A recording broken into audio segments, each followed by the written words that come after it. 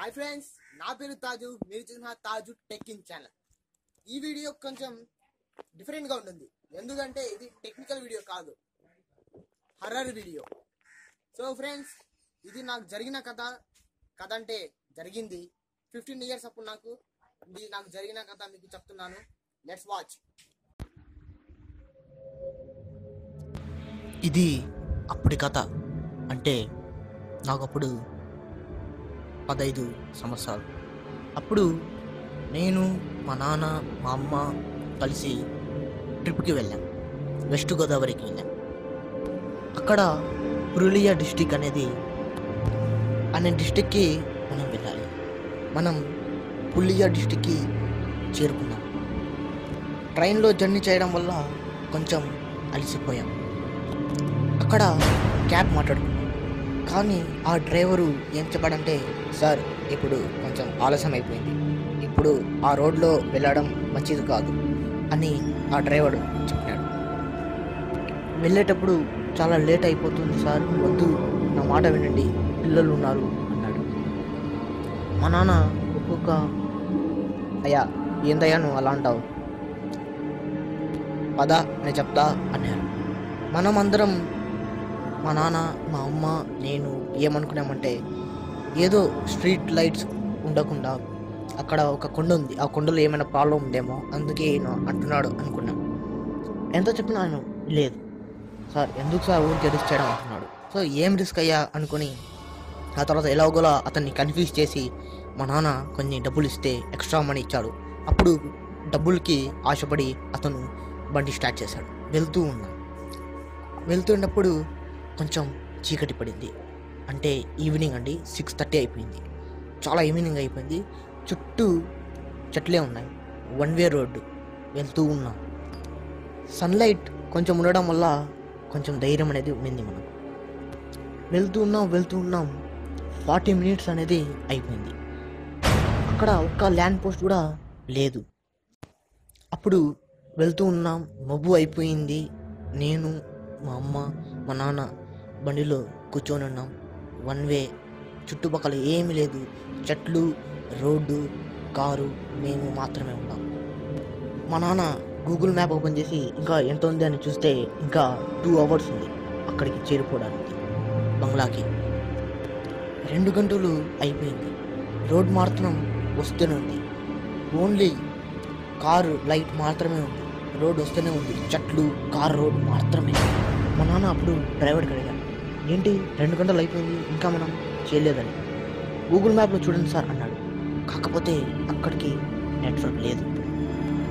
అతను ఏం చెప్పాడంటే, సార్ నేను చాలాసార్లు వచ్చాను పొద్దున్న, ఈ రోడ్ నాకు బాగా తెలుసు, కాకపోతే నేను రాత్రిపూట ఎప్పుడు రాలేదు, పొద్దున్నే వచ్చాను సార్ అని అన్నాడు.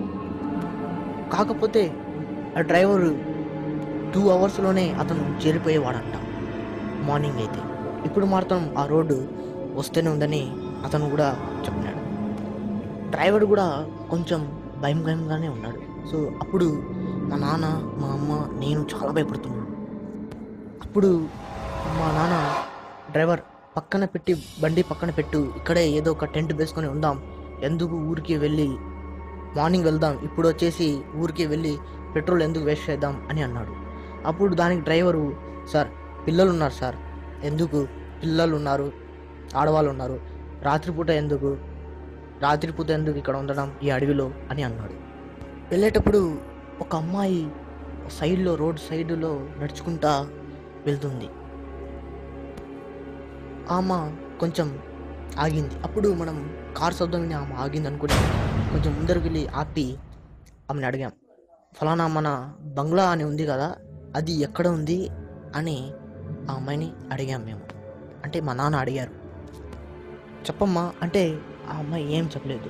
ఆ తర్వాత మా నాన్న, పిల్లలు కూడా ఉన్నారు, ఇది అసలు మొత్తం అడవి ఉంది, అసలు ఎలా వెళ్ళాలో కొంచెం చెప్పవా అని అడిగారు మా నాన్న. అప్పటికి కూడా ఆ అమ్మాయి ఏం చెప్పడం. అప్పుడు మా అమ్మ, లో నిన్నే మా చెప్పేది అని గట్టిగా అడిచి చెప్పింది. అప్పుడు ఆ అమ్మాయి రైట్ సైడ్కి తన చేయిని చాచింది. ఆ రైట్ సైడ్న ఒక రోడ్ ఉంది. సో మనం అందరం థ్యాంక్ యూ అని చెప్పేసి స్టార్ట్ చేసి రైట్ సైడ్కి వెళ్ళేటప్పుడు అప్పుడు నేను ఆ అమ్మాయిని చూశాను. ఎప్పుడైతే మనం రైట్ సైడ్ తిరుగుతున్నామో ఆ అమ్మాయి కాళ్ళు పైకి ఉన్నాయి, అంటే రోడ్డు నుంచి కొంచెం పైకి ఉన్నాయి, రోడ్డుకి తాకుండా పైకి ఉండి కాళ్ళు వెనక్కి ఉన్నాయి. అప్పుడు నేను మా నాన్న చెప్పా, నాన్న ఇదేంటి, ఇది ఏదో మ్యాజిక్ లాగా ఉంది అని చెప్తే అప్పుడు ఆ డ్రైవరు అతను ఉన్న అద్దంలో, రైట్ సైడ్ ఉన్న అద్దంలో చూసి అది దయ్యమని అనుకుని చాలా ఫాస్ట్గా కార్ అనేది మూవ్ చేశాడు. అప్పుడు ఆ డ్రైవరు గేర్ మార్చి చాలా ఫాస్ట్గా వెళ్ళాడు, చాలా అంటే చాలా ఫాస్ట్గా వెళ్ళాడు. రైట్ సైడు చాలా ఫాస్ట్గా వెళ్ళడం వల్ల అప్పుడు ఎలాగోలా ఆ రోడ్డు అనేది అయిపోయింది, ప్లస్ మనం బంగ్లాకి రాత్రి చేరుకున్నాం కూడా.